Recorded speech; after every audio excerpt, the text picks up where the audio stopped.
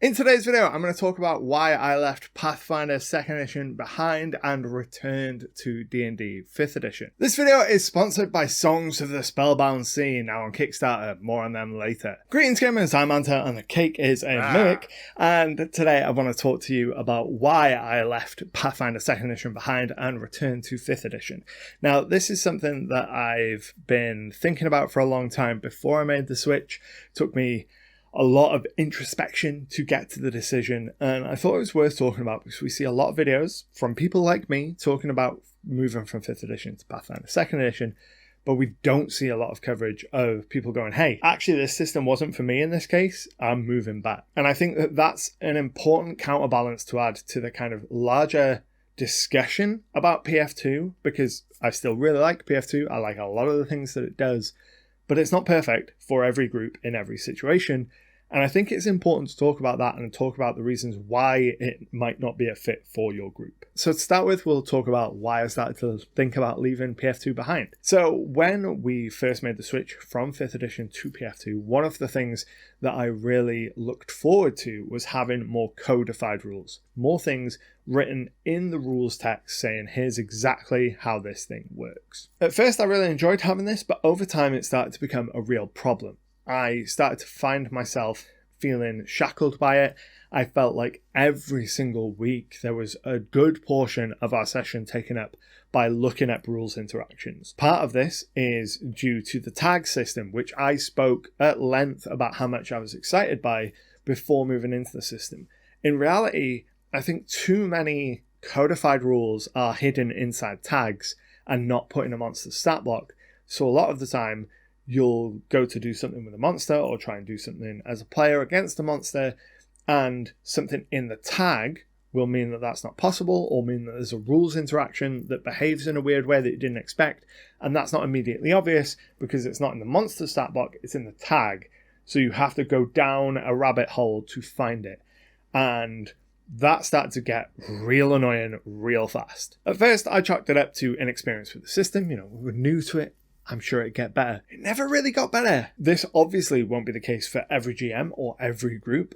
I think if I was a decade younger and had a lot more free time, or if PF2 was the only system that I had ever run or was interested in running and I had no other kind of system jargon in my head, it would be much easier. But it was a real problem. Every week we were spending time looking at rules interactions to make sure we were getting things right, and it started to really weigh me down. At the same time, the players were also having gripes. It took me too long to realize this. This was a failing on my part as a GM.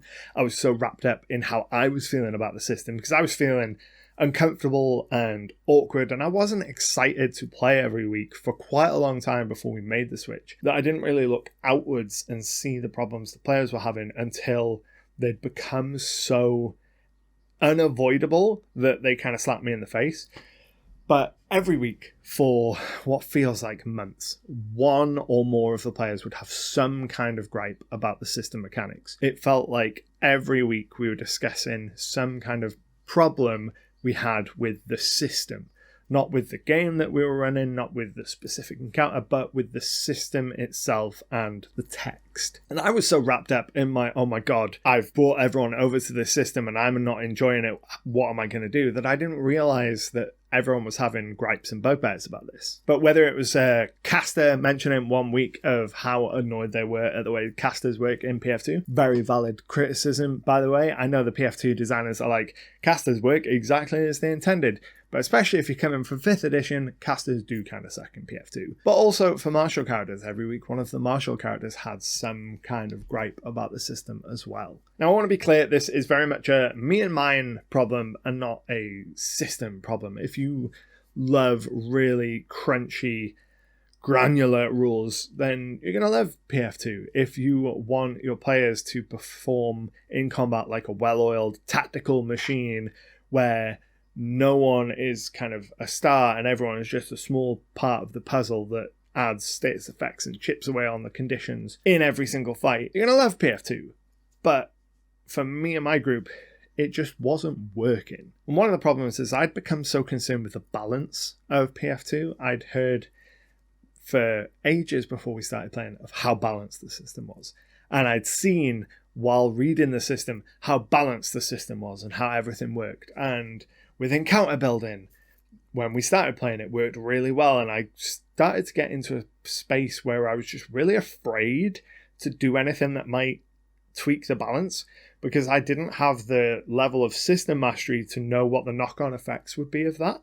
So I was worried, oh, don't mess with this monster because you might cause unintended consequences and cause a TPK. Oh, don't give this monster this ability because that'll create a break in the space-time continuum and a black hole will swallow you into the ground. Just ridiculous thoughts that probably aren't true, but with the reputation the system has for how balanced it was, it became not fun for me to tinker and to homebrew things, which is one of my main joys as a GM.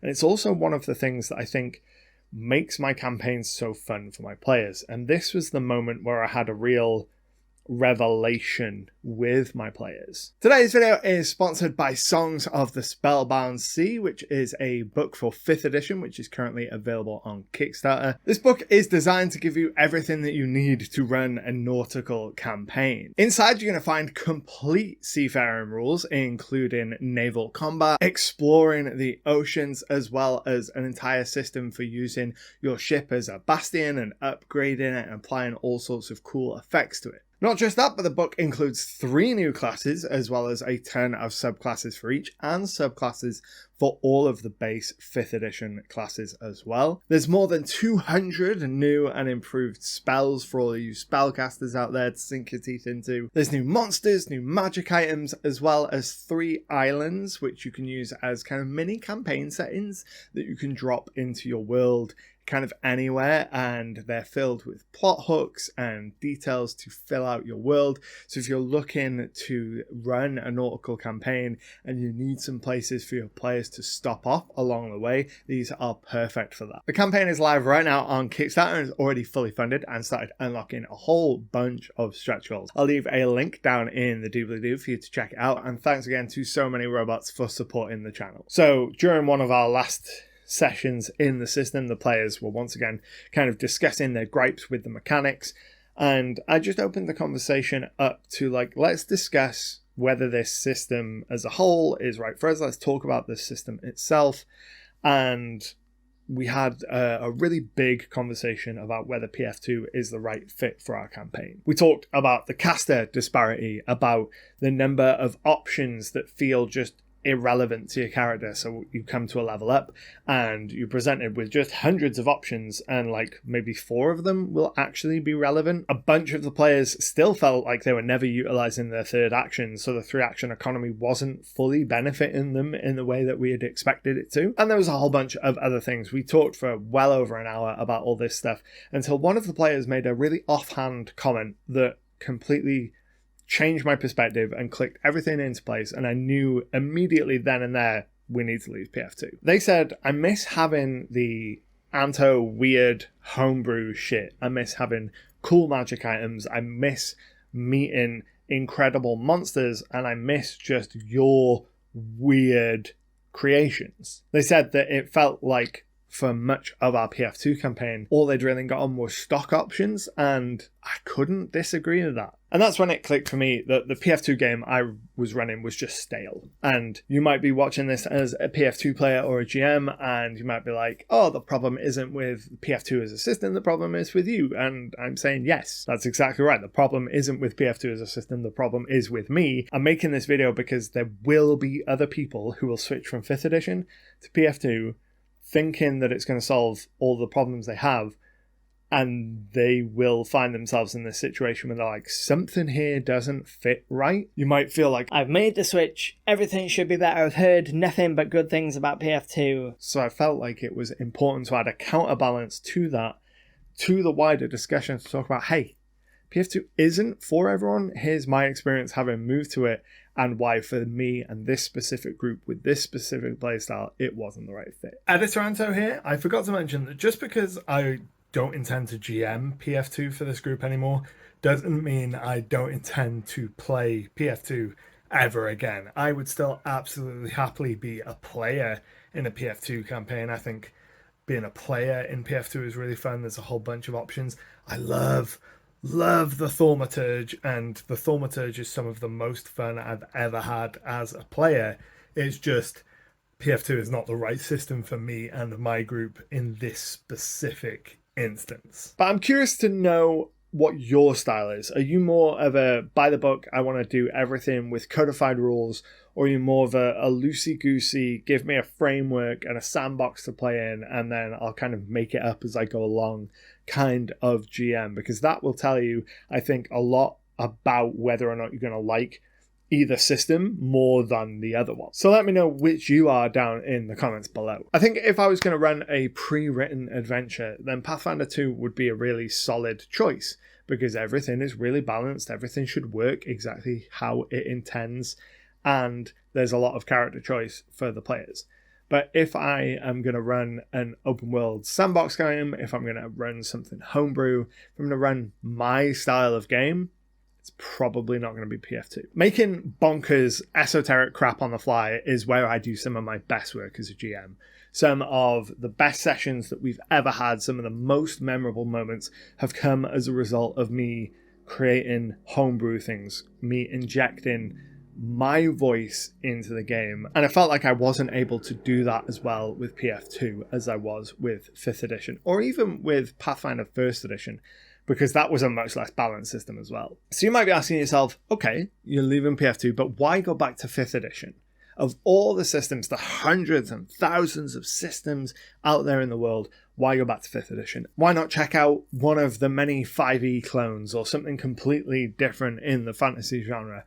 And there are kind of three main reasons for that. First of all, my players are already really familiar with 5th edition. We ran an entire 20-level campaign in 5th edition, so they know the system, which means that we could hit the ground running super quick. The second reason is I make 5th edition content for work. So I'm already making a bunch of stuff for 5e, and if I'm running a 5th edition campaign, they can kind of synergize really well. I can pull stuff from the things I'm doing for the channel or for the magazine, or I can use my campaign notes to inspire videos or articles for the magazine. And the third reason is 5e is the most played system and the most supported system by a lot. By such a significant margin, it's not even close. And there is a lot of benefits for playing in the most supported sandbox in the world. If I want any kind of experience within 5th edition, there will be a third-party product for it.